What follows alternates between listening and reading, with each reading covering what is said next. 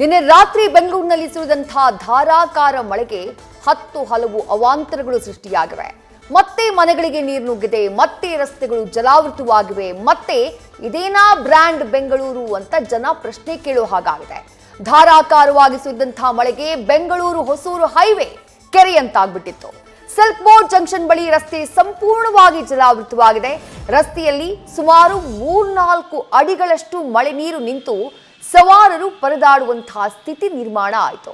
ಜಲಾವೃತವಾದಂತಹ ರಸ್ತೆಯಲ್ಲೇ ವಾಹನ ಸವಾರರು ಓಡಾಟ ನಡೆಸುವುದಕ್ಕೆ ಸರ್ಕಸ್ ಮಾಡಿದ್ರು.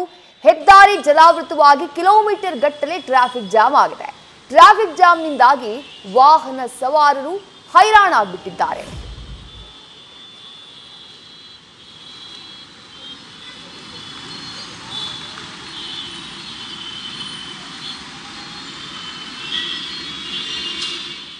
ಇನ್ನು ಈ ಬಗ್ಗೆ ಸ್ಥಳದಿಂದ ನಮ್ಮ ಪ್ರತಿನಿಧಿ ಪ್ರಜ್ವಲ್ ಗ್ರೌಂಡ್ ರಿಪೋರ್ಟ್ ಅನ್ನ ನೀಡಿದ್ದಾರೆ, ನೋಡೋಣ ಬನ್ನಿ. ಬೆಂಗಳೂರಿನಲ್ಲಿ ನಿನ್ನೆ ರಾತ್ರಿ ಸುರಿದಂತಹ ಧಾರಾಕಾರ ಮಳೆಗೆ ಬೆಂಗಳೂರಿನ ಸಾಕಷ್ಟು ರಸ್ತೆಗಳು ಜಲಾವೃತವಾಗಿರುವಂತದ್ದು. ಅದರಲ್ಲಿ ಪ್ರಮುಖವಾಗಿ ಸಿಲ್ಕ್ ಬೋರ್ಡ್ನ ಜಂಕ್ಷನ್ ಏನಿದೆ ಅದು ನಿನ್ನೆ ರಾತ್ರಿ ಸಂಪೂರ್ಣವಾಗಿ ಜಲಾವೃತವಾಗಿತ್ತು. ಈಗ ನೀರಿನ ಮಟ್ಟ ಕಡಿಮೆಯಾಗಿದೆ, ಆದ್ರೂ ಕೂಡ ಕೆಲವೊಂದು ಭಾಗಗಳಲ್ಲಿ ನೀರು ಇನ್ನೂ ಕೂಡ ನಿಂತಿದೆ. ಆ ಒಂದು ನೀರು ಖಾಲಿ ಆಗ್ತಾ ಇಲ್ಲ.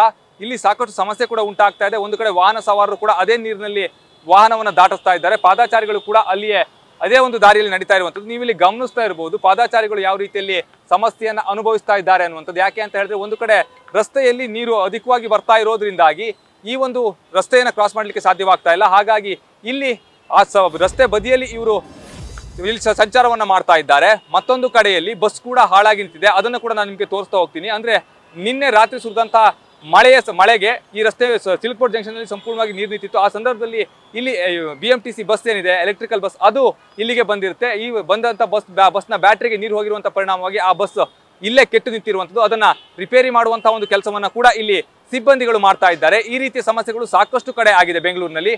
ಅದೇ ಈ ಸಿಲ್ಕ್ ಬೋರ್ಡ್ ಜಂಕ್ಷನ್ ನಲ್ಲೂ ಕೂಡ ಈ ರೀತಿಯ ಒಂದು ಸಮಸ್ಯೆ ಯಾವಾಗಲೂ ಕೂಡ ಆಗ್ತಾ ಇರುತ್ತೆ. ಆದ್ರೆ ಇಲ್ಲಿ ಮುಖ್ಯವಾಗಿ ರಾಷ್ಟ್ರೀಯ ಹೆದ್ದಾರಿ ಪ್ರಾಧಿಕಾರ ಹಾಗೆ ರಾಜ್ಯ ಹೆದ್ದಾರಿ ಪ್ರಾಧಿಕಾರದವರು ಇಬ್ಬರು ಏನಿದ್ದಾರೆ ಸರಿಯಾದ ರೀತಿಯಲ್ಲಿ ಕೆಲಸವನ್ನ ಮಾಡ್ತಾ ಇಲ್ಲ. ಕಾಮಗಾರಿಯನ್ನ ತುಂಬಾ ನಿಧಾನವಾಗಿ ನಡೆಸ್ತಾ ಇದ್ದಾರೆ. ಆ ಒಂದು ಹಿನ್ನೆಲೆಯಲ್ಲಿ ಈ ರೀತಿಯ ಸಮಸ್ಯೆ ಉಂಟಾಗ್ತಾ ಇರುವಂತದ್ದು. ಇನ್ನಾದ್ರೂ ಕೂಡ ಅಧಿಕಾರಿಗಳು ಎಚ್ಚೆತ್ತುಕೊಂಡು ಈ ಒಂದು ಕಾರ್ಯವನ್ನು ಸರಿಯಾಗಿ ಮಾಡಿದ್ರೆ ಖಂಡಿತವಾಗಿ ಕೂಡ ಇಲ್ಲಿ ಜನಸಾಮಾನ್ಯರಿಗೆ ಉಪಯೋಗವಾಗುತ್ತೆ. ಇಲ್ಲದೆ ಹೋದಂತಹ ಪಕ್ಷದಲ್ಲಿ ಮತ್ತೆ ಇದೇ ರೀತಿಯ ಸಮಸ್ಯೆಗಳನ್ನ ಜನಸಾಮಾನ್ಯರು ಎದುರಿಸಬೇಕಾಗುತ್ತೆ. ಕ್ಯಾಮ್ರಾ ಪರ್ಸನ್ ಸೂರಜ್ ಜೊತೆ ಪ್ರಜ್ವಲ್ ನಿಟ್ಟೂರ್, ನ್ಯೂಸ್ ಫಸ್ಟ್, ಬೆಂಗಳೂರು.